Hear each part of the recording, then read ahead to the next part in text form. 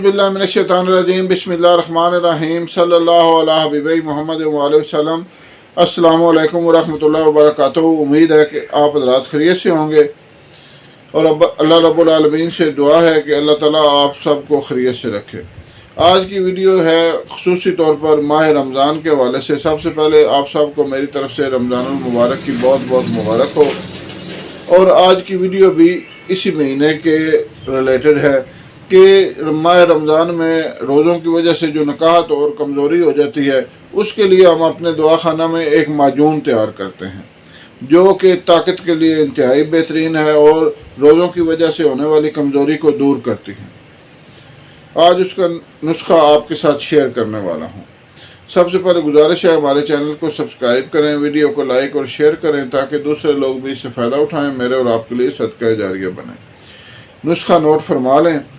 आपने लेना है मुरब्बा हरीर 100 ग्राम और मुरब्बा आंवला 100 ग्राम, बादाम गिरी बादाम 100 ग्राम और ज़ाफ़रान ईरानी 10 ग्राम, अजवा खजूर 100 ग्राम। और इन तमाम चीज़ों को बारीक पीस कर शहद खालस 300 ग्राम इसमें मिक्स कर लें।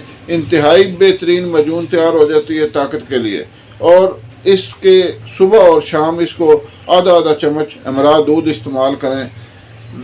रोज़ों की वजह से जो नकाहत और कमज़ोरी हो जाती है उसके लिए इंतहाई बेहतरीन है।